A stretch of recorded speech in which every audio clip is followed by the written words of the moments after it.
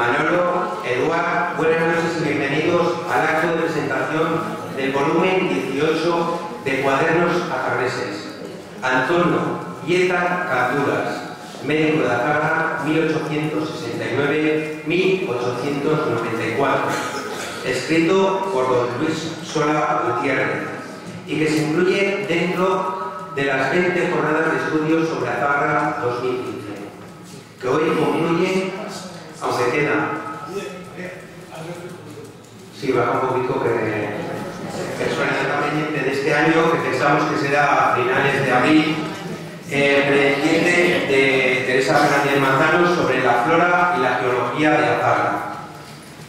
Para mí es un placer estar esta noche en esta mesa presentando este cuaderno, este nuevo libro cultural y que perdurará en el tiempo para que estas generaciones y las siguientes sepan más sobre la historia de nuestra localidad, hecho seguramente con el cariño y rigor al que Luis nos tiene acostumbrados, y por tanto será un documento imprescindible para saber de esa época en general y de la cuestión médica en particular, y por tanto pues os animo a comprar, aunque ya veo que la mayoría de vosotros ya habéis pasado por recepción. Rodeado de estas personas, quiero presentar, aunque ya todos conocéis, a Luis Sola Gutiérrez, que además de agradecerle el gran esfuerzo en este nuevo libro, quiero agradecerle también su trabajo dentro del grupo que se encarga de coordinar y hacer posible estas charlas de este mes de febrero. Eduard Yeta Pascual, jefe de la unidad de trastorno bipolar del Hospital Clínico de Barcelona, toda una personalidad en todo el estado en su especialidad, y a don Manuel Allechu, vocal de Medicina Rural del Colegio Oficial de Médicos de Navarra, que como todos sabéis, o la mayoría, estuvo aquí en la Zabra, pues, de médico, me tocó a mí. Y con esto pues le paso la palabra a don Manuel. Hola, buenas noches. Bueno, encantado de estar aquí en la Zabra después de, pues yo creo que casi 30 años. Por ahí. No me acordaba del nombre de Ismael, yo sé que es Murri, pero no me acordaba del nombre de Ismael. Porque yo me marché de... Que dicen por aquí que hoy hace 37 años. Yo os hablaré de las fechas. Cuando hablaron de que iban a hacer, si iban a hacer un homenaje a un médico del siglo pasado, pensé que era mío. Luego cuando dijeron, no, es que es de otro siglo anterior. Bueno, pues vale. Yo me marché de aquí, no sé exactamente el día, no me acuerdo, yo me marché el año 88. Y yo creo que vine a trabajar a Puente, perdona, yo ahora trabajo en Puente la Reina, ¿no? A Zara, allí me equivoco con Azara y aquí me equivoco con Puente. Yo creo que vine a trabajar aquí el 19 de marzo del año 78, creo que. Sí, puede ser. 78, creo que. Y bueno, en todo este tiempo, pues por diferentes cuestiones, yo me he acordado muchísimo, yo sigo en la prensa, aunque la prensa, bueno, el diario Navarra, que es la que leo yo, ¿no? Tiene una parte de estrella que esa sí que no la leo, pero bueno, con cierta gente sí que mantengo relación y bueno, os he visto a muchos, estoy cada vez todos iguales. Las señoras, como siempre se dice, que son conservadoras estupendas, hombres veo menos, como, bueno, pero los que han venido también están muy bien, ¿no? Y bueno, pues, en fin, Luis siguió este tema de no sé qué forma, llamó al colegio, el colegio dijo, bueno, pues que yo que era vocal, a ver si podía bajar. Y bueno, pues si dije, pues si está en la sala, pues baja. Y aquí me he presentado, ¿no? Así que nada, que yo conocía muy poquito de don Antonio Yeta Calduras, ¿no? Porque creo que tiene acento en la A, ¿no? Sí. He leído un poquito por ahí y efectivamente me ha parecido súper interesante. Todo lo que dice Luis en un pequeño adjunto que me mandó, yo estoy absolutamente de acuerdo con él. Yo creo que tenemos que fijarnos en lo que pasó para no repetir errores o mejorarlo. Yo creo que es así, ¿no? He leído algo del siglo XIX, me he hecho aquí dos apuntillos, pero así a todo correr, ¿no? Yo creo que en el siglo XIX yo no sabía que efectivamente, pues, por ejemplo, se habían muerto 800.000 personas de cólera, ¿no? De la cólera mortal, ¿no? No tenía ni idea, no sé, la verdad es que la Facultad de Estudiar Medicina, pues esta cosa nos dice, ¿no? Pero porque por aquí pues hubo una epidemia de cólera en aquellos años, ¿no? Sí que me acuerdo de la última que hubo en el año 71, que la trató, que en ese tema yo empecé a estudiar en Zaragoza y el catedrático de microbiología, don Rafael Gómez Lusi, que sí que andaba por ahí en la ribera del Jarlón, pues hubo ahí una pequeña indicio o intento de nacer con otra epidemia y la controlaron. Y luego, pues bueno, el franquismo en aquel entonces era tan potente que la siguiente, la 79, me parece que he leído por ahí que la silenció. No sé si la curó, pero la silenció. Bueno, en el siglo XIX efectivamente se produjeron muchos cambios políticos, sociales, de conocimiento de las ciencias de la salud, que permitieron que los gobiernos asuman, pues ya empiezan a asumir algunas responsabilidades, ya no solo en atajar los peligros sobre la población cuando estos surgían, sino en asumir una serie de responsabilidades de manera estable sobre la protección a la salud. Ya sabéis que hasta, claro, es que esto parece como que ocurrió hace mucho tiempo, pero es que el siglo XIX era antes de ayer, ¿no? Hasta el año 1800, pues no sé, creo que era el 64, que se descubrió, pues digamos, como la teoría de los microbios.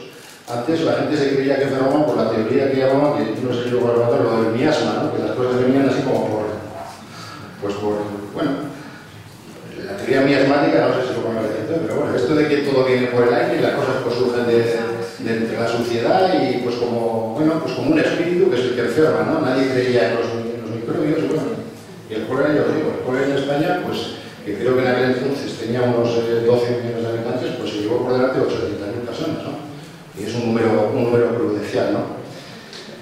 Bueno, 4 eran los ejes en los que trabajó el gobierno a lo largo del siglo XIX, ¿no? Que las corrientes liberales van estableciendo y consolidando, ¿no? Uno era la regulación del ejercicio profesional, otro era un poder cada vez más centralizado, una incipiente organización sanitaria provincial, uniforme para todas las provincias y municipios, bajo las órdenes del gobernador civil y los alcaldes, todavía seguís mandando, yo creo, los mandáis, y una organización descentralizada bajo las órdenes de unas personas especiales que en aquellos entonces eran los subdelegados de sanidad y los médicos titulares, ¿no?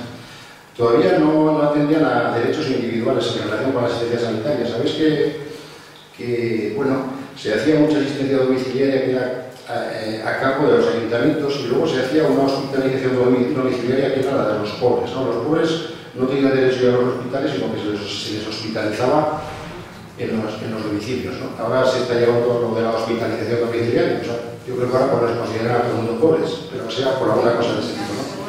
Era un poquito lo que ocurría entonces a cargo de las diputaciones provinciales, ¿no?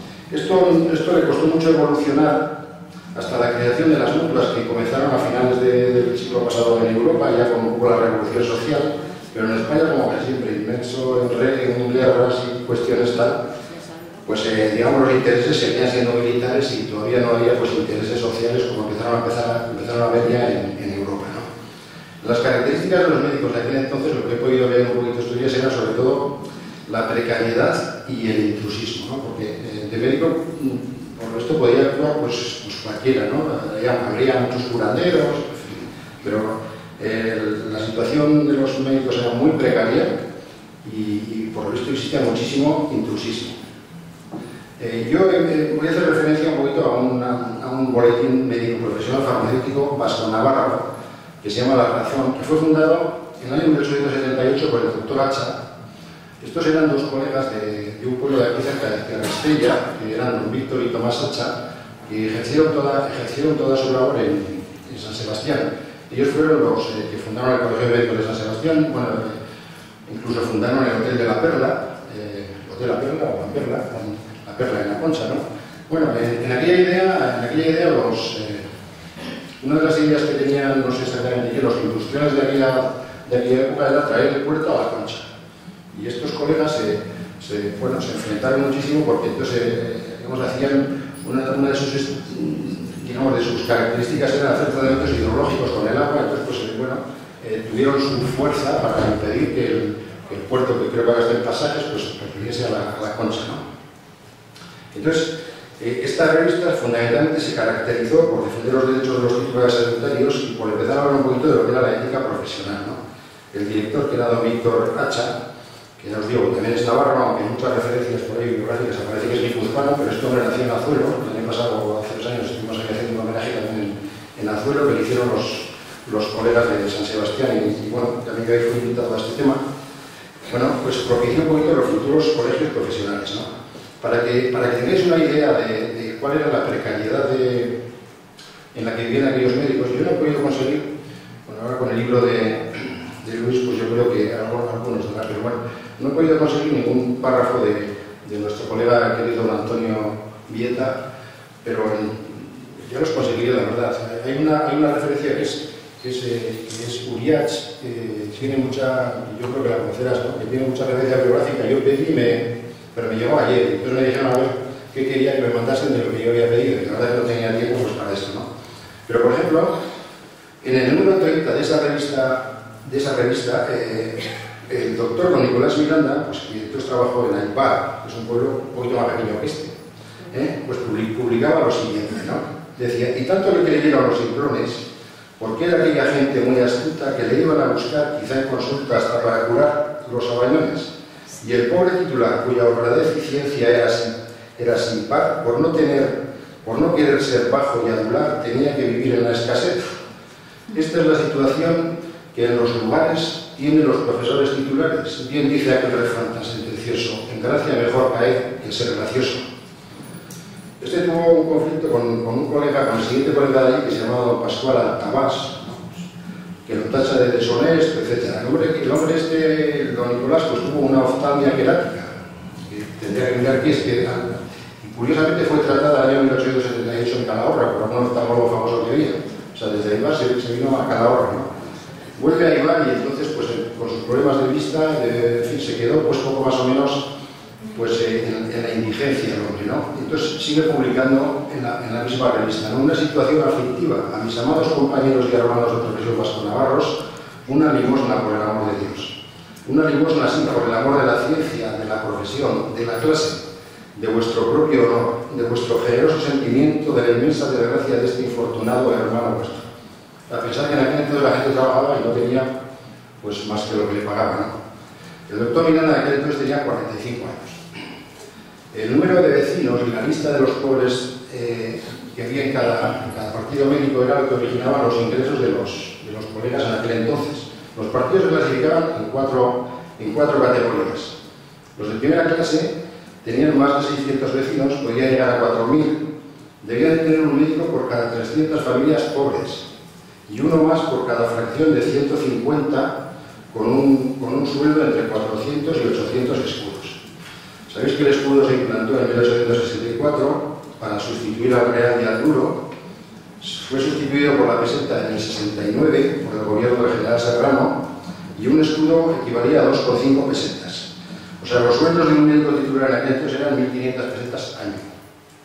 Esto estando los de primera clase, luego estaban en segunda, tercera clase y los de cuarta clase que venían a ser sueldos de 700 pesetas año. Luego también había un concepto que quería cierta aclaración, que era el concepto de ser definido como pobre. Porque claro, todo el mundo quería que hubiese el concepto de pobre para tener asistencia gratuita.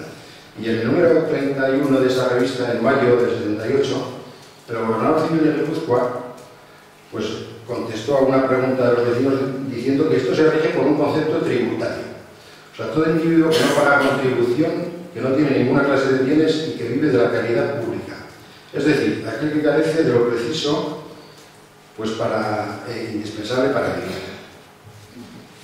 Lógicamente, entonces no había, como hoy está más o menos la medicina organizada pues, a través de los colegios y tal, entonces empezaban los albores, que el doctor Antonio Vietas, que ya tiene alguna publicación hecha en esa referencia, en el 19 de octubre, el 15 de octubre del 78, se hizo un congreso médico-farmacéutico en Madrid que estuvo reunido pues, un poquito para establecer las bases que iban a regir en el futuro la profesión. Ellos, como conclusión, pues, digamos que establecieron como 5 puntos, ¿no? Uno era el ser custodio de los profesores colegiados en defensa de los intereses profesionales. 2 era ser juez de las discordias entre ellos. 3 sería ser juez y que falle en los casos de moralidad médica, 4 crear centros para el progreso de las ciencias médicas y 5 constituir una sociedad de socorros mutuos.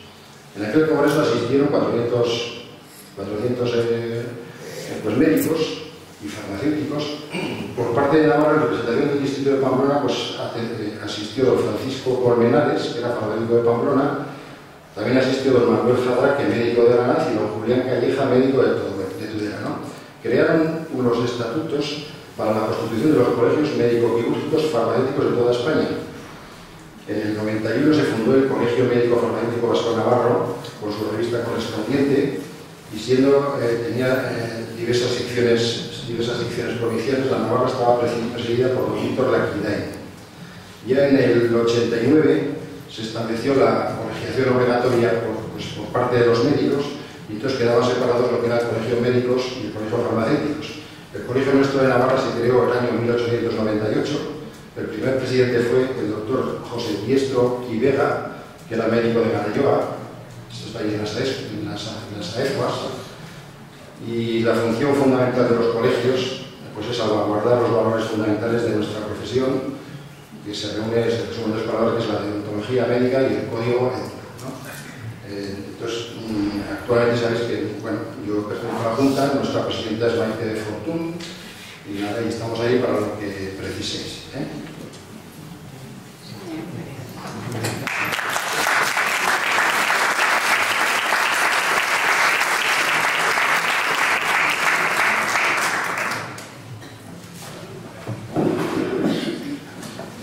Bueno, pues como se ha comentado, mi nombre es Eduardo Vieta y soy psiquiatra, soy profesor de la Universidad de Barcelona, y para mí es un gran placer y un honor que me hayáis invitado aquí. Quiero agradecer la hospitalidad de Altagra, del pueblo y de sus representantes, y sobre todo de Luis, ¿no?, y Conchi, que un poco han dado lugar a esta pequeña aventura personal con mi mujer y yo, que nos hemos atrevido a ir a visitaros, pues simplemente porque Luis en su momento pues se le ocurrió mandarme unos escritos de Antonio Vieta, que obviamente por su apellido pues guarda un parentesco, no sé hasta qué punto cercano o lejano conmigo, porque los Vietas somos muy poquitos, realmente es un apellido muy poco común, y todos se originan en un pueblecito de Cataluña, de la Costa Brava, que se llama Blanes, y ahí es donde hay una concentración. Ahí hay por lo menos 50 Vietas, ¿no? Que es claramente mucho más de lo que puede haber en cualquier otro lugar. Y cuando recibí un poco algunos de los textos que Luis me mandó, pues me llamó la atención pues la obra de este hombre, ¿no?, Antonio Vieta, sobre todo porque representa lo que es el médico, la esencia del médico, ¿no? Y en una época en que un médico tenía que hacer muchísimas cosas, ¿no? Un médico ya no era solo un técnico, ¿no? A veces vamos al médico y a veces el médico que nos atiende es un técnico, a lo mejor es un radiólogo que nos mira la radiografía y a lo mejor ni siquiera nos mira la cara, porque está concentrado en mirar la radiografía, ¿no? Y este hombre, Antonio Vieta, claro, es de otra época obviamente, pero que hacía de médico humanista, epidemiólogo, político, psicólogo y de todo, ¿no? Higienista, era la persona que recogía todas las estadísticas del pueblo de Altagra, todas las incidencias, vigilaba pues todo, cómo crecían los cultivos, cómo cambiaba el tiempo, y además tenemos incluso algo que yo casi sugeriría, si conocéis algún cineasta, que hicierais una película, porque está toda la historia tremenda por supuesto, de la caída de la peña, ¿no?, y todos los sucesos trágicos alrededor de aquello, y cómo el médico Antonio Vieta pues atendió a los heridos y cómo se registró de forma tan precisa como ha recogido Luis en su libro, que sé que vais a leer, y en el cual veréis un poco lo que se hacía en aquella época. Evidentemente, como ya se ha comentado, las enfermedades infecciosas en aquel momento eran las que más predominaban, la gente moría muy joven, la esperanza de vida media eran 22 años, creo, o sea que realmente, si uno lo mira desde los tiempos actuales, ve que hemos progresado mucho, que las cosas han cambiado, pero yo creo que debemos ver la historia, aprender de la historia, que hay cosas que todavía son muy importantes a día de hoy, aunque tengamos más medios, aunque tengamos más tecnología, aunque seamos más expertos. También es verdad que tenemos mucho que envidiar de personas como Antonio Vieta, que eran grandes humanistas, grandes epidemiólogos, personas que se ocupaban del pueblo, que conocían a la gente, realmente algo que a lo mejor estamos perdiendo hasta cierto punto, ¿no?, en los tiempos actuales. Yo, por tanto, estoy muy contento de estar aquí y muy feliz de ver que hayáis venido tanta gente, sobre todo para que leáis el libro de Luis. Realmente el protagonista, yo creo, de hoy es Luis Solá y su libro, ¿no? Es un libro que yo ya he tenido ocasión de leer, lo mandó en PDF y que realmente es muy entretenido. Hay cosas que son estadísticas, pues que a lo mejor, pero que os llamarán la atención porque no dejan de ser algo vuestro, de vuestro pueblo, y un poco es un vistazo a lo que era, pues, Azarra del siglo XIX, ¿no? Y cómo tantas cosas han cambiado, pero también tantas cosas son, tal como eran antes, importantes a día de hoy. O sea que, una vez más, muchas gracias por vuestra hospitalidad, y el que quiera venir por Barcelona, pues ya sabe dónde tiene un amigo. Gracias.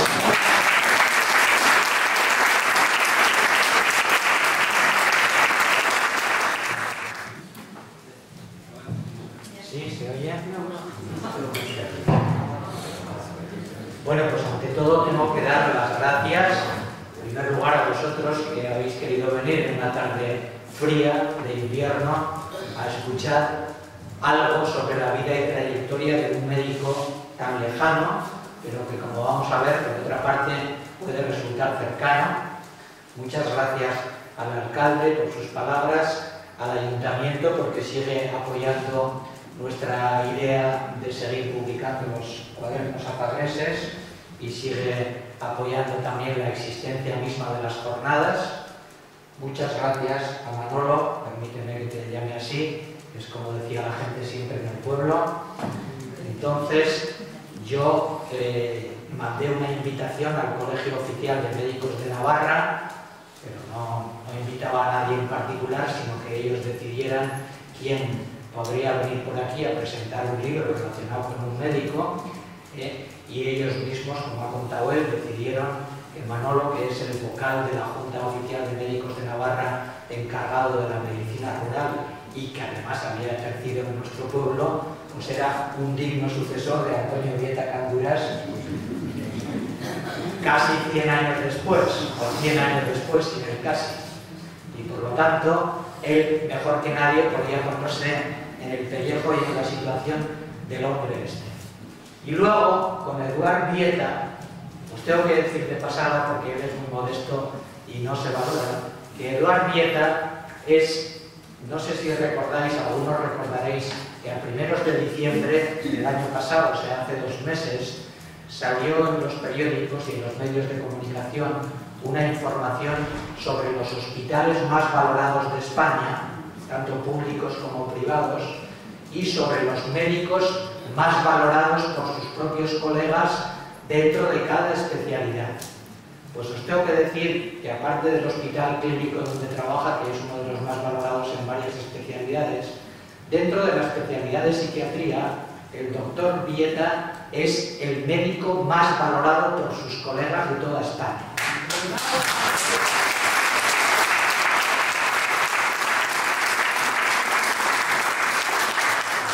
Y además, no solo en España, es un hombre de prestigio internacional, el médico psiquiatra más citado durante los últimos 5 años en artículos y libros de la especialidad de psiquiatría.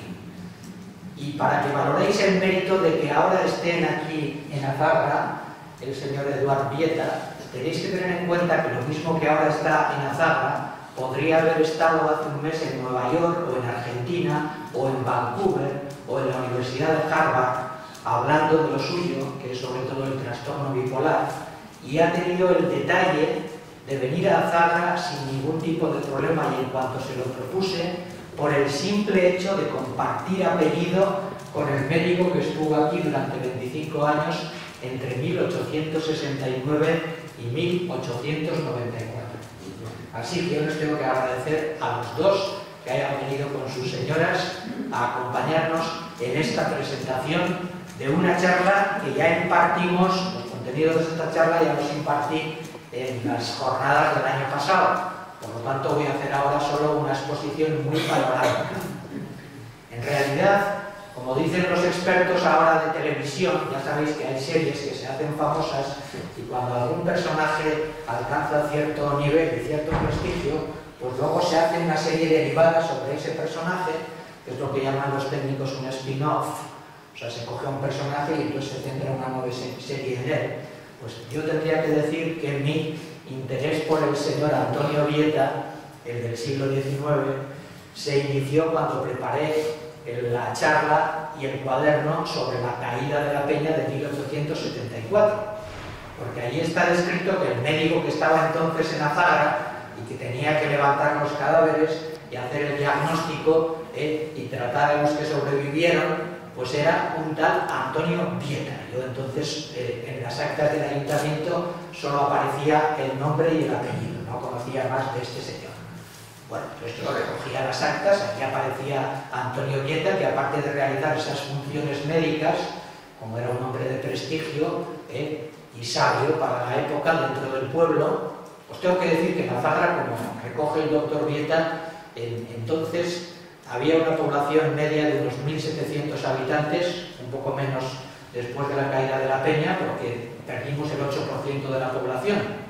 A raíz de la caída de la Peña murieron 91 personas, que era el 5% de la población, y otras 50 que se quedaron sin vivienda, tuvieron que emigrar y marcharse a otros pueblos. Por lo tanto, Azahara perdió en esos años sucesivos hasta el 8% de la población. Pero en fin, calculando sobre 1.700 habitantes, porque luego más o menos se fue regularizando, tenéis que tener en cuenta, para ponernos en situación, que dice Vieta que en aquel tiempo había como máximo 200 personas que sabían leer y escribir, incluyendo el saber leer y escribir a los que solo sabían poco más que leer y escribir su propio nombre. O sea, que leer y escribir propiamente no llegaría ni al 5% de la población, y tener nociones de poder poner el nombre, pues eso ya se elevaba hasta el 10 o el 11% de la población. Se podrían considerar alfabetos, el resto eran analfabetos, y por lo tanto un médico de aquella época, pues evidentemente era un personaje de referencia. Bueno, la cosa es que aquel cuaderno de la Peña, que es el número 5, por cierto, tengo que decir que hemos llegado con esta publicación al número 18, y cuando alguien llega al número 18, ya sabéis, tanto en edad como para una institución personal como para una institución, pues se dice que alcanza la mayoría de edad. Pues entonces tenemos el gusto de anunciar que Cuadernos Azahreses alcanza hoy oficialmente su mayoría de edad, y esperemos que siga cumpliendo años. Para eso hace falta, como digo siempre, que haya gente dispuesta a colaborar y que haya gente dispuesta a leer y a escuchar y a valorar estas cosas que se hacen, que van aumentando, como os decía el otro día, el patrimonio inmaterial del pueblo. Esta tarde hemos estado paseando con Eduardo y Gloria por el pueblo y francamente, pues diciendo la verdad, no tenemos muchas cosas monumentales que enseñarles, pero en fin, hemos visto el paisaje, las crecidas, las bodegas, hemos visto otras cosas, pero ya que no tenemos patrimonio material valioso propiamente dicho, sí que tenemos, por ser un pueblo con historia y una sucesión de generaciones, tenemos mucho patrimonio inmaterial, pero ese patrimonio inmaterial está ahí adormecido, está en los archivos, está en la memoria de los que van muriendo, y muchas veces lo dejamos perder, y por lo tanto hay que hacer un esfuerzo para rescatarlo, y eso es lo que intenta las jornadas sobre Azahara y los cuadernos azahreses, y por eso es bueno que los azahreses de corazón lo apoyéis de todas las maneras posibles. Bien, pues yo terminé el cuaderno de la tragedia de la Peña de 1874 en el año 2000 y me olvidé del señor Antonio Vieta, que era un médico, como me había parecido, yo que sé, el jefe, el comandante del ejército que vino a desescombrar desde el raso de Peralta, donde estaban acampadas las tropas liberales, porque cuando ocurrió la tragedia se estaba en plena tercera guerra carlista. Ahí estaba acampado en Peralta, donde está ahora el polígono, el ejército liberal de Alfonso XII, y entonces cuando se enteró el ejército de la tragedia, pues vinieron aquí, se desplazaron para desescombrar e intentar rescatar cadáveres, ¿no? Ya sabéis que murieron 91 personas, las estadísticas de Vieta dicen 90, las estadísticas de las actas parroquiales y municipales dicen 91, porque hubo una persona que murió 2 días después, pero fue a consecuencia también de las contusiones, ¿no?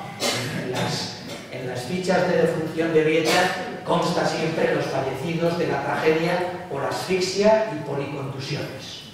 Murieron asfixiados de la polvareda inmensa que se formó allí y de las magulladuras de toda la mole de peña que les cayó encima, y las tiendas y todo lo que les cayó encima. Bueno, pues entonces yo me olvidé de Antonio Vieta, pero en 2004, o sea, 4 años después, en esta sección de Diario de Navarra, que suele decir que sucedió hace 100 años, o 75, o 50, pues en 2004 decía, hace 100 años, tal día como hoy, en el salón de descanso del Teatro Gallarre de Pamplona, el doctor Antonio Vieta, presidente de la Asociación de Médicos Titulares de Navarra, se ha entrevistado con el político José Canalejas.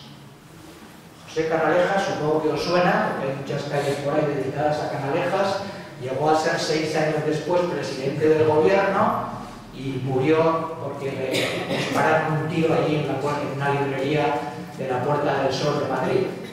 Pero en 2004, 6 años antes de que Canalejas fuera primer ministro, cuando era jefe del Partido Liberal, el señor Vieta, que era un hombre muy activo en temas médicos, se entrevistó con él para solicitarle apoyo para sus reivindicaciones médicas, de la fundación del Patronato Médico para ayudar a las viudas y huérfanos de médicos, etcétera, etcétera, etcétera. Entonces, aquella noticia muy sencillita de 4 líneas me volvió a despertar el interés, porque dije, hombre, este Vieta tiene que ser el que estaba en la tabla, el que había estado en la tabla. Entonces, a partir de ahí empecé a seguir la pista, en fin, con los múltiples medios que hoy tenemos para seguir la pista de alguien, más o menos válidos, luego hay que filtrar mucho, pero en fin, algo se va quedando uno. Pues entonces descubrí, entre otras cosas, que el señor Vieta, Antonio Vieta, estando ya en Azagra, colaboraba habitualmente con distintas revistas médicas, mandaba artículos médicos y de temas profesionales a varias revistas, principalmente al Siglo Médico, que era un semanario que entonces los médicos seguían mucho, y que además había publicado un folleto de 83 páginas, que es este, cuya portada tenéis ahí, que se titulaba La Villa de Azagra bajo el punto de vista sanitario. Esto lo mandó él en 1883 a la Academia Médica de Barcelona, a un concurso de este tipo de memorias y trabajos, y le dieron un accésit. Y después él, al año siguiente, en 1884, lo publicó en Calahorra, en una imprenta del Raso de Calahorra, la imprenta Ollé, pues lo llevó a imprimir y lo publicó. Y por lo tanto, ahí tenemos recogido el testimonio más largo que yo conozco por ahora, de un folleto que se circunscribe estrictamente a Azagra. Esto de las topografías médicas que hacía don Antonio, no es que lo hiciera solo él, había otros médicos, porque era una moda relativamente extendida en la época, que los médicos, para tratar bien a sus pacientes, debían conocer el ambiente, la climatología, la flora, la fauna, las formas de infección, de contactos, etcétera, etcétera, de los lugares en los que trabajaban. Por eso se llaman topografías, de topos, lugar, descripción de un lugar determinado.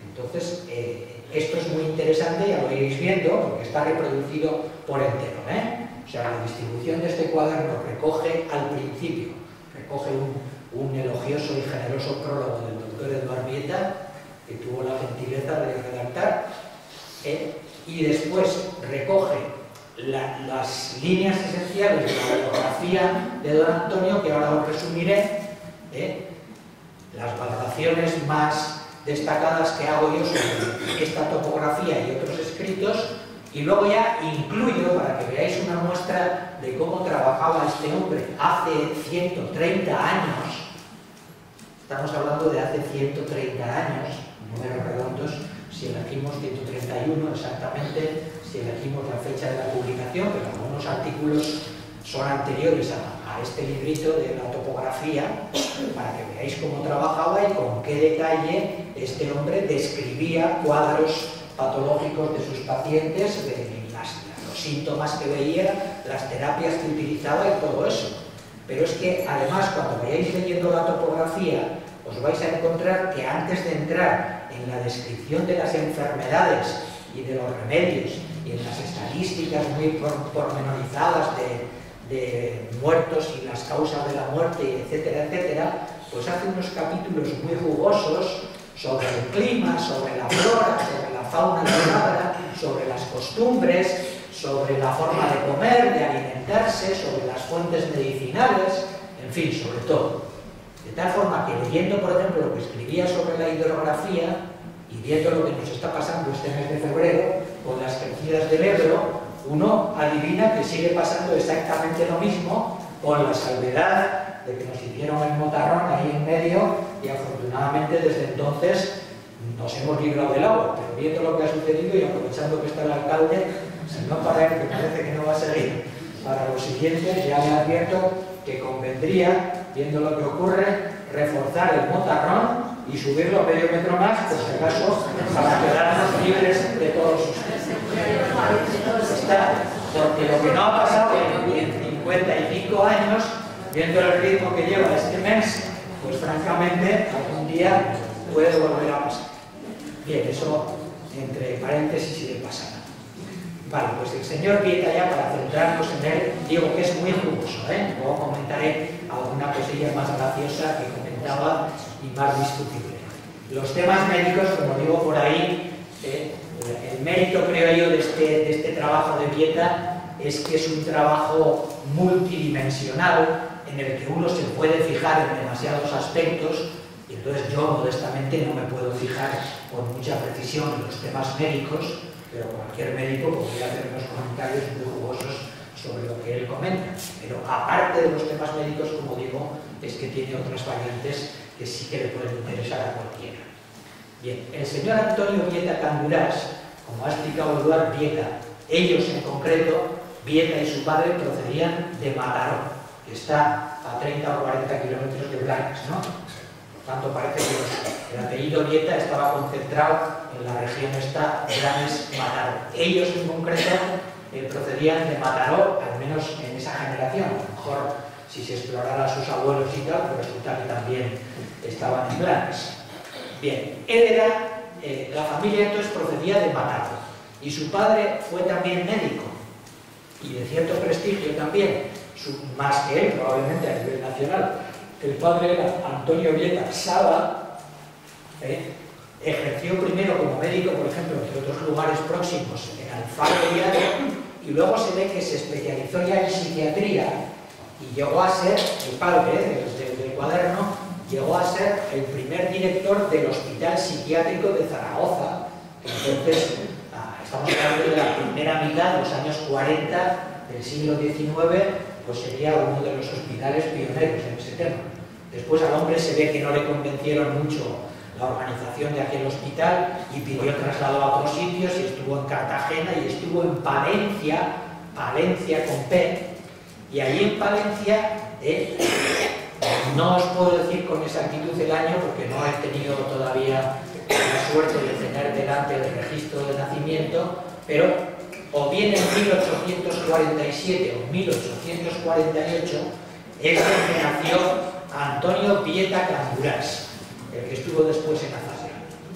Estudió medicina en Valladolid, interno en la Universidad de Valladolid, y muy joven, pues con 20, 21, 22 años, apareció por Azafra, pienso yo que a primeros de octubre de 1869. A primeros de octubre de 1869 era alcalde de Azafra, un Monreal Eguren, primo carnal, por ejemplo, de la famosa Camila Monreal.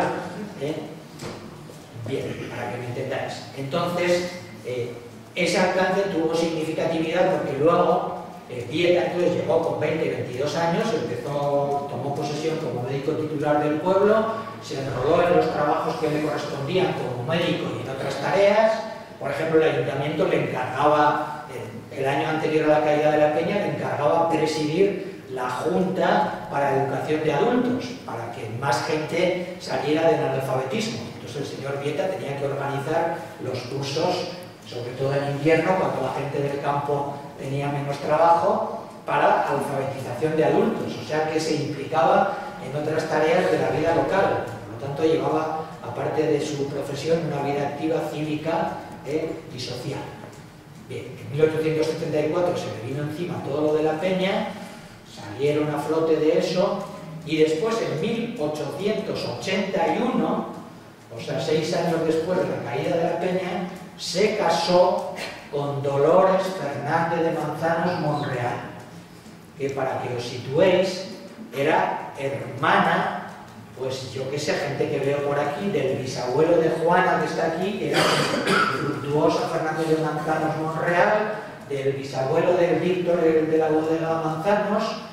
Esa, la mujer de Vieta, primera mujer, era hermana de esa gente.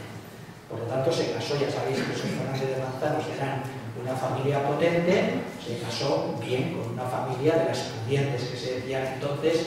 Algunos de sus cuñados, Fructuoso y Víctor y tal, fueron alcaldes en aquella época en distintos momentos.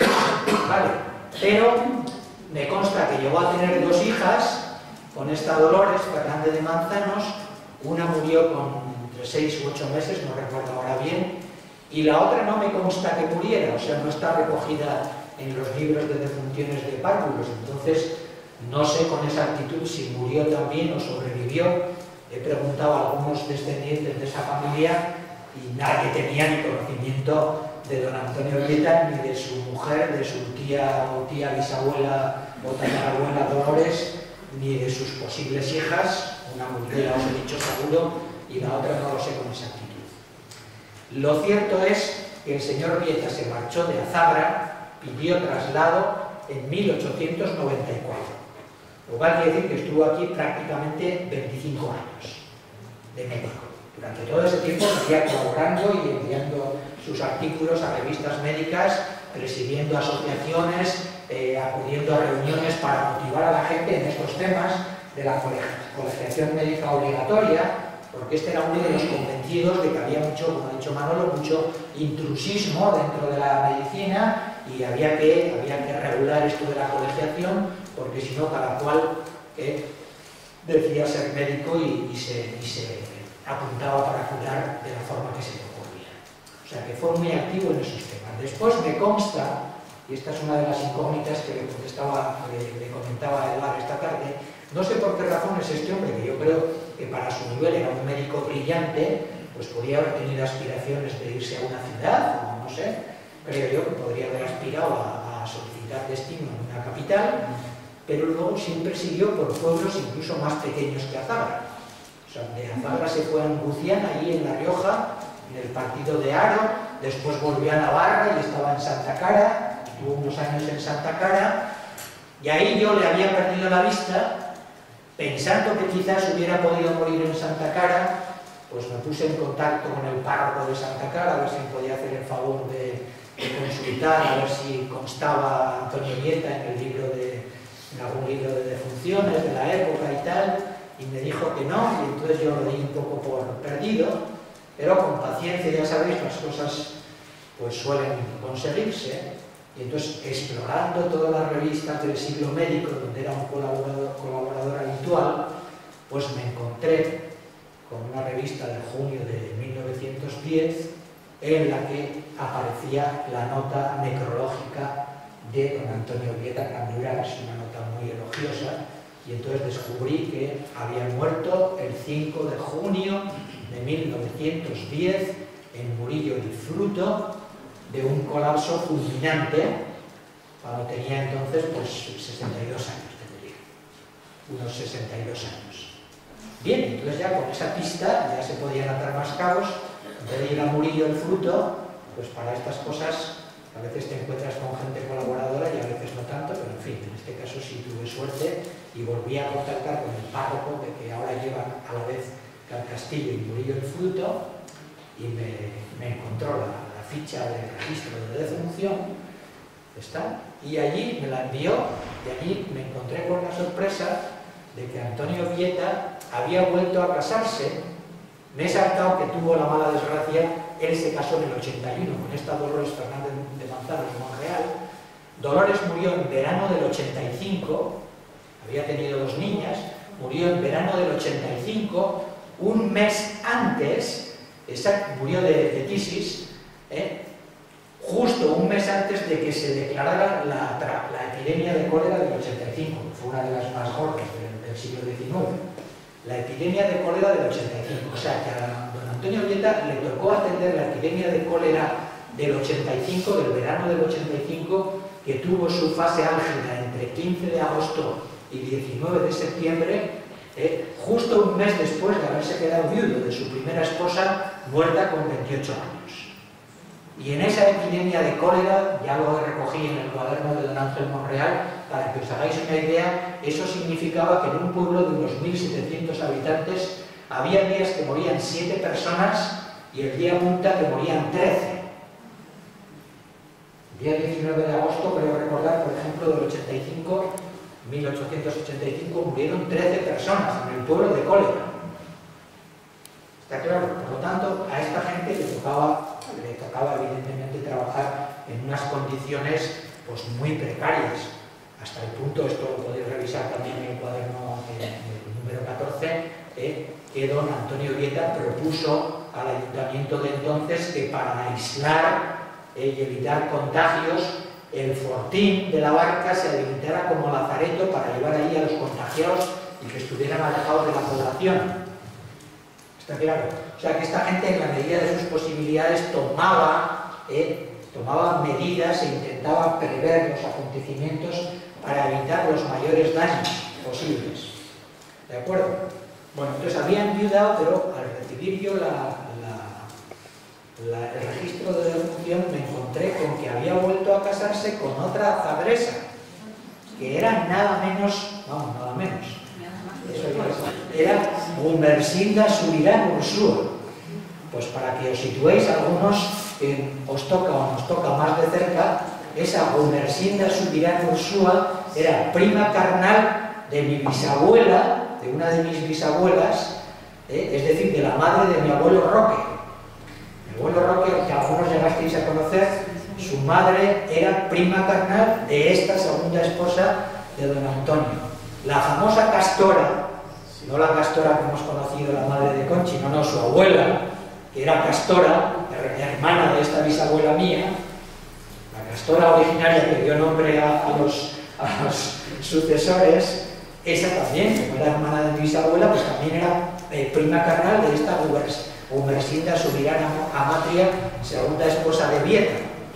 Pero yo he mirado aquí pacientemente para descubrir el posible casamiento, pero parece que no tuvo lugar en Azagra, y entonces no tengo constancia de dónde fue la boda, de si ese segundo matrimonio tuvo hijos, y tampoco, a pesar de que el Murillo me lo miraron a fondo, tampoco consta que Gumersinda Subirán, que quedó viuda al morir Vieta en 1910, pues se quedara a vivir en Murillo, por lo menos no consta en lo que miraron que hubiese fallecido en Murillo. Tampoco consta que hubiese fallecido en Azagra, así que no sé todavía cuál fue el destino de Gumersinda Subirán Ursúa, pero vamos, tampoco renuncio a saberlo, en alguna ocasión. Bien, entonces esa fue la trayectoria vital. Como os he contado, fue un hombre muy activo. Yo he puesto ahí incluido, aunque el libro es gordito, tengo que decir que más de la mitad son escritos literales suyos, de don Antonio Vieta. Lo que yo he hecho es presentarlos. Y entonces ahí tenéis 3 tipos de escritos, 3 anexos que llamamos. Un anexo, primero, que recoge unos artículos muy curiosos de un caso que según él era atípico, no era frecuente, por eso lo mandaba a las revistas de la época, de una chica de Azagra de 22 años, Eusebia Aldea, que tenía cálculos muy frecuentes en la matriz. Entonces ahí cuenta él todo el diagnóstico, todo el proceso, cómo se los extraía, en fin, esto estaba muy detallado. Él mandaba pruebas, los cálculos los conservaba, los enviaba a las academias de medicina para que los analizaran y tal, y siempre invocaba a los especialistas él siempre decía, bueno, yo estoy en Azagra, y Azagra es un pueblo perdido, pero como algunos colegas especialistas y más competentes que yo me consta que pasarán por la estación de Calahorra, les invito a que en sus vacaciones, si pasan por Calahorra, se apeen en la estación del tren, se vengan a Azagra, que yo les hospedaré en mi casa y les contaré el caso de la paciente y la podrán visitar para que vean el proceso. Empezó a escribir sobre esta señora justo el año de la caída de la Peña, esta chica que era soltera entonces todavía, y creo que siguió siendo soltera, en 1874. La cosa era bastante complicada, él al principio pensó que no sobreviviría mucho tiempo, pero me consta que en 1888, o sea, 14 años después, la paciente Eusebia Aldea seguía expulsando cálculos y el señor Vieta la seguía tratando todavía, así que por lo menos sobrevivió todos esos años. Bien, esta es la primera parte, unos artículos muy curiosos sobre este tema. Después la segunda parte, que es donde yo creo que trabajó más el doctor Vieta en sus colaboraciones a revistas médicas y en sus reuniones, era para promover estos temas de interés profesionales de los médicos, es decir, de las condiciones laborales de la profesión para ellos y para las viudas y huérfanos. Y entonces fue muy activo tanto en el tema de la colegiación médica obligatoria como en el tema del Montepío, para que quedaran buenas pensiones para viudas y huérfanos, y luego también en el tema, que algo ha insinuado Manolo, de los partidos abiertos y cerrados. ¿Qué quería decir esto? Pues por ejemplo, Vieta cuando vino a Azagra venía en régimen de partido abierto. ¿Qué quería decir eso? Por un lado, que el ayuntamiento le pagaba la cuota por el número de pobres que tenía que atender obligatoriamente. O sea, los que se establecían como pobres, ya he insinuado después cuál era el criterio, porque claro, mucha gente quería apuntarse en la lista de pobres para no tener que pagar nada. Entonces, el ayuntamiento, a final de cada ejercicio, sacaba la lista de pobres. Sí que esto de investigar, como digo yo, es muy indiscreto, porque uno de pronto descubre que todos sus bisabuelos estaban en la lista de pobres. No hagan caso. Y que eran atendidos pues, por el médico en ese régimen, cobrando del ayuntamiento. Pero luego, con los que no eran pobres, o no eran declarados pobres, él tenía que contratar particularmente con cada uno, con cada familia. Tenía que hacer el contrato y cada familia tenía que pagar. Pero, así empezó Vieta y otros. Pero Vieta analiza, cuando leáis luego la topografía, que a raíz de la guerra carlista, que acabó en el 1876, la última guerra carlista acabó en 1876. Por cierto, entre paréntesis, gracias a Vieta nos enteramos que en esa guerra carlista, en la tercera guerra carlista, el ejército carlista no llegó a Azagra, pero iban gente, soldados azagreses al frente. Pues entonces, gracias a Vieta, sabemos que ahí murieron seis soldados azagreses en el frente de la guerra carlista. Está de pasada. Bueno, pues dice Vieta que a raíz de la guerra carlista, pues la gente tenía menos liquidez, la gente teóricamente pudiente tenía menos liquidez para pagar sus contratos con el médico y dejaban de pagar. Entonces ya los médicos, entre ellos Vieta, empezaron a moverse para que el ayuntamiento hiciera el contrato por todos los pacientes, no solo por los pobres, sino por los pudientes. Y eso es lo que se llamaba partidos cerrados. De tal forma que si luego el médico no cobraba y tenía que pleitear para sacar sus ingresos, en vez de pleitear con cada uno de los vecinos, pleiteaba únicamente con el ayuntamiento. Y entonces eso le parecía más fácil. Bueno, pues esos temas, colegiación, patronato, partidos abiertos o cerrados, que es lo que se llama en el argot, por lo menos de la época, temas profesionales, fueron muy cultivados por don Antonio Vieta. Y por último está el trabajo de las 83 páginas de la topografía. Y ya para no alargarme, porque esto se va alargando, pues recuerdo lo que he dicho antes, que la topografía, que supongo que si empezáis a leer, la íbamos a reproducir tal cual que está en el original, pero como el original que teníamos de la imprenta no era muy bueno y era de fondo muy oscuro y tal, no se leía bien, al final la hemos tenido que pasar y vais a tener la suerte de poder leerla mejor. Hombre, aunque se pierde un poco la gracia de tener el documento original delante, pero bueno, eso pues una cosa por otra. Y ahí vais a ir recorriendo cómo va describiendo Azagra. Entre otras cosas, yo no había visto nunca el dato, por ejemplo, de que el término de Azagra tiene una distancia de 4 leguas, y hablaba en leguas, calculando que la legua era aproximadamente 5,5 kilómetros, pues él hablaba del perímetro, todo el perímetro que rodea Azagra, una buena parte del cual está ocupado por el cauce de los ríos Ega y Ebro, pues, y el resto por los pueblos colindantes, pero el perímetro de Azagra, no la extensión del término, ya sabéis que son 33 kilómetros cuadrados y pico, no es muy grande el término de Azagra, pero el perímetro del contorno pues sería, según el 4 leguas, de las distancias, y ahí va describiendo todo, de la calidad de las aguas.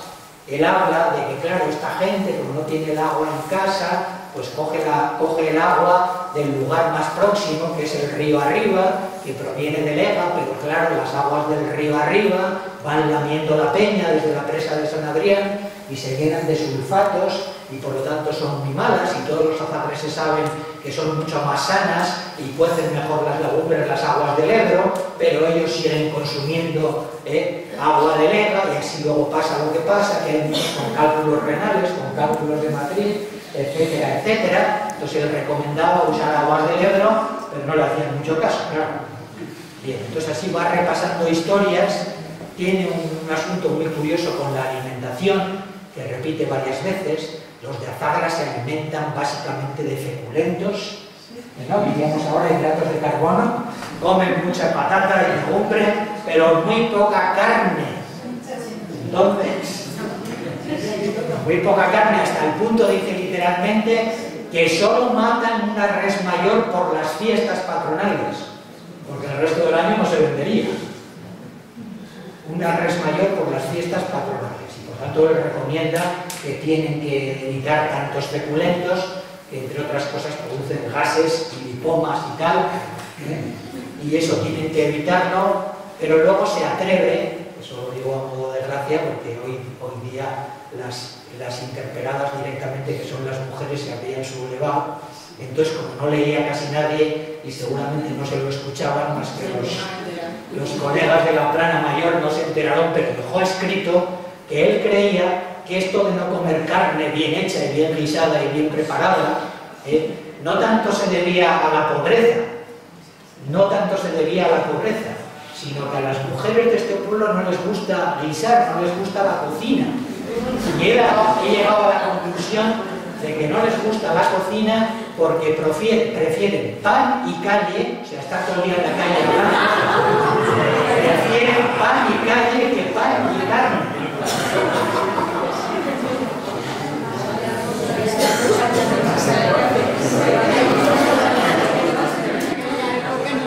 Todo eso lo tenéis ahí descrito. Después va analizando, por ejemplo, las aguas del barranco y de la mina de la Hornera, que por lo que he oído alguna vez algún mayor, estaría ahí en la Callarta, ¿no? La mina de la Hornera, era un agua también que utilizaban como laxante sobre todo. El agua del Basarte que decían, una botella del agua del Basarte, yo creo que debía de ser esta de la mina de la Hornera, que tenía propiedades laxantes según Vieta, y la del barranco de la Bellida, que tenía más bien propiedades diuréticas, y él llega a decir que si utilizaran esas aguas, pues seguramente tendrían tanto prestigio como las de Loeches o las de un balneario por ahí de Budapest. O sea que no se quedaba corto. Bueno, después ya va enumerando otras cuestiones, hace una recopilación de hasta 44 enfermedades más frecuentes entre sus pacientes y las va describiendo detalladamente con los síntomas, las causas, los medios de tratamiento que utilizaba para cada una.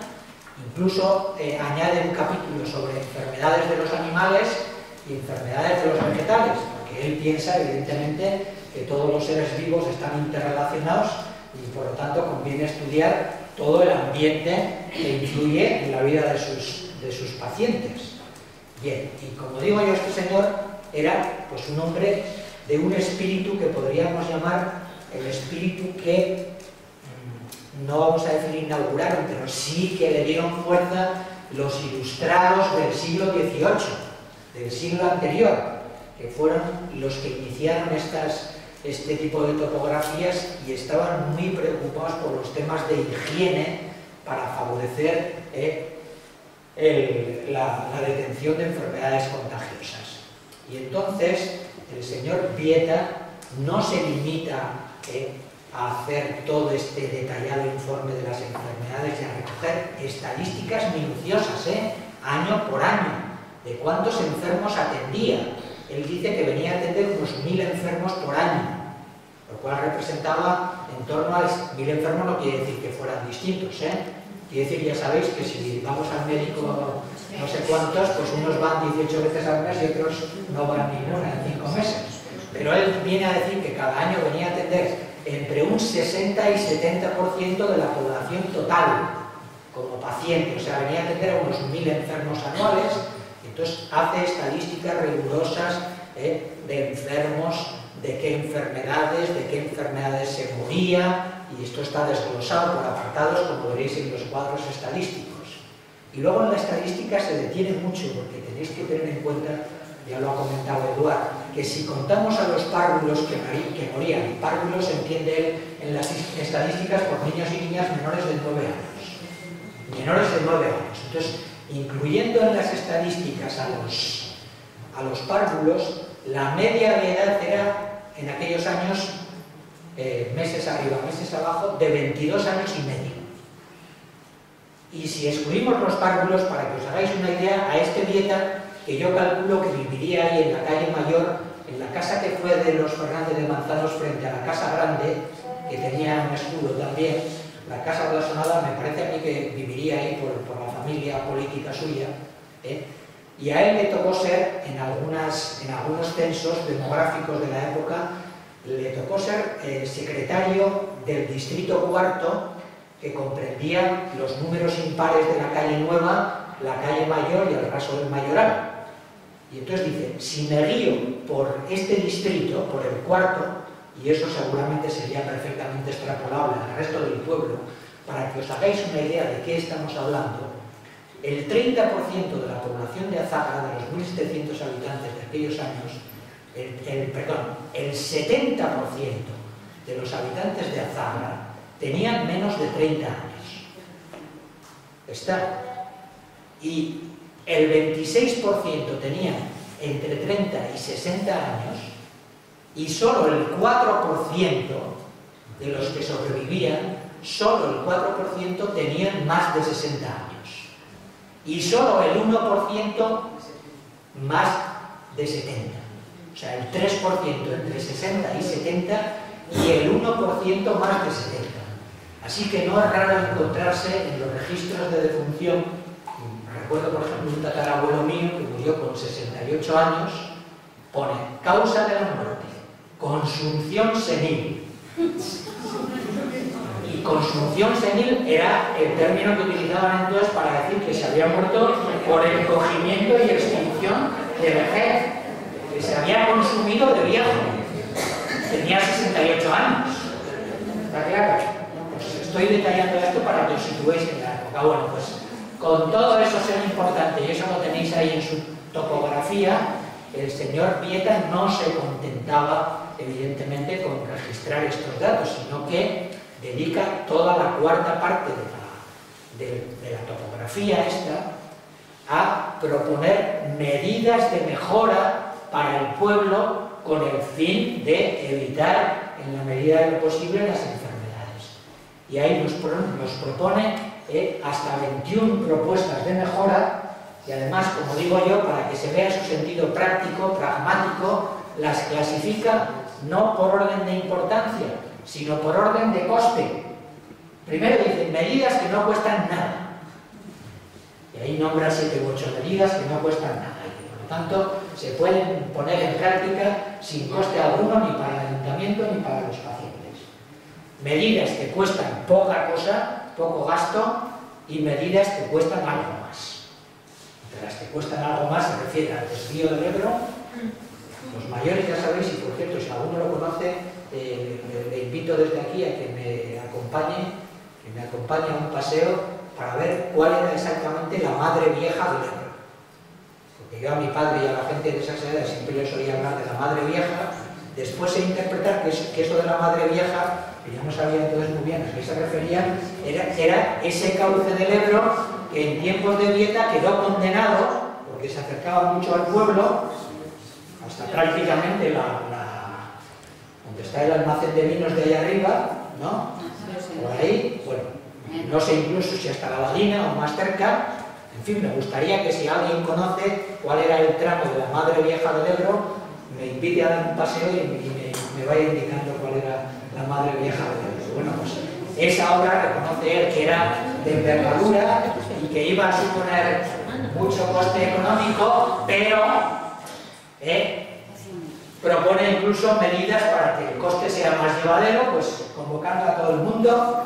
A ver, y reivindico una palabra, porque ahora tenemos el riesgo de copiar lo que nos viene de las partes más influyentes. Ya sabéis, cuando en Pamplona y por el norte de Navarra hacen trabajos para todos en común y gratis et amore, dicen que trabajan en Auzolán, ¿no? Es trabajo vecinal, en euskera dicen trabajo en Auzolán. Bueno, pues aquí en Azagra ese trabajo de toda la vida se ha llamado trabajar en concejil.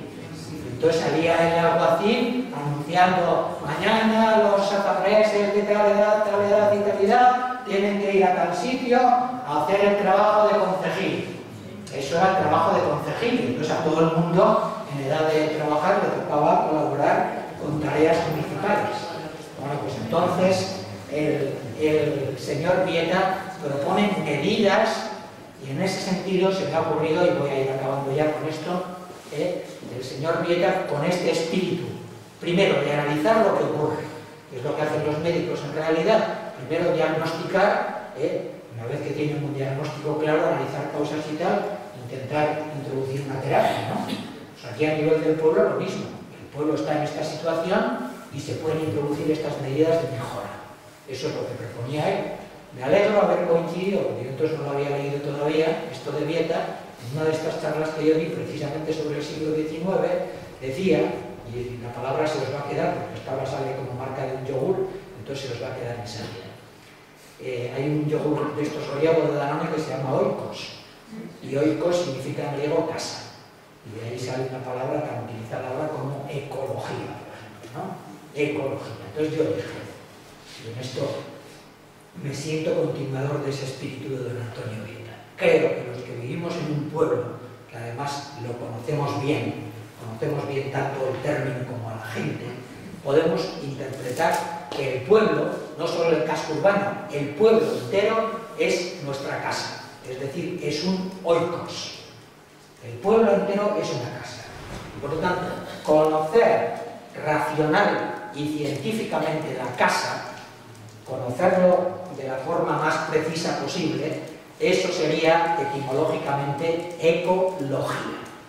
Conocimiento racional del oikos, de la casa.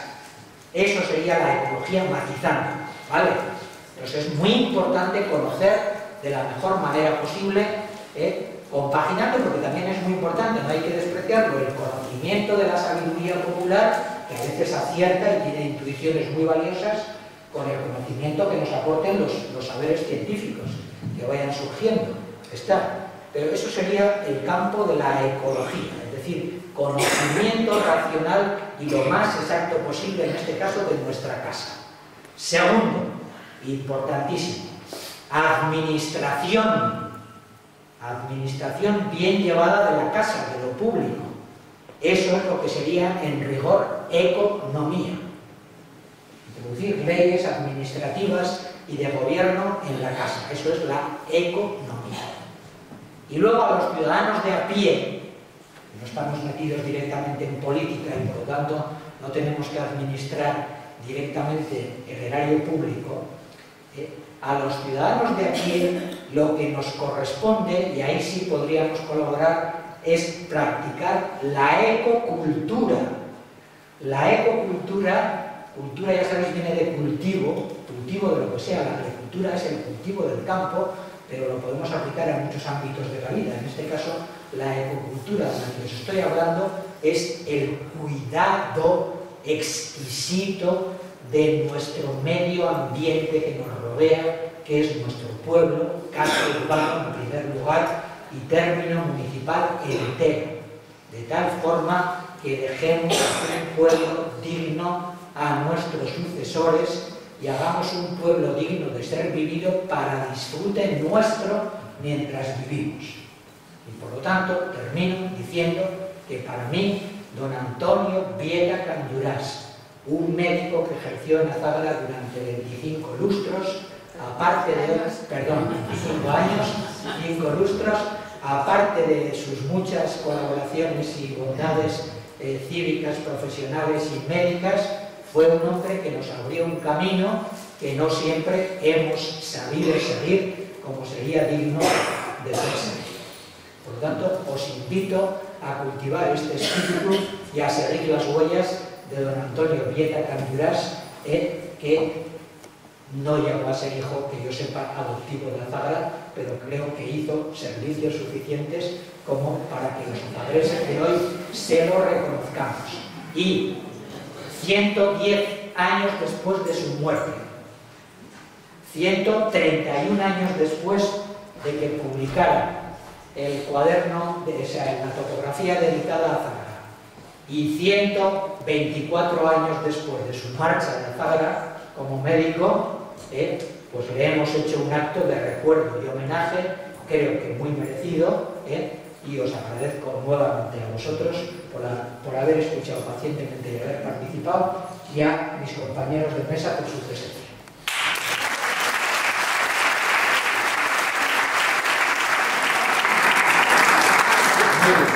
Muchísimas gracias a Luis por esta charla, a nuestros invitados, Manuel, Eduard y a todos nosotros. Ahora os hemos preparado un pequeño luz y me dice por ahí Javier que les hemos preparado un pequeño detalle a nuestros invitados, ¿verdad? Bueno, pues lo vamos a entregar. Muchas gracias a todos.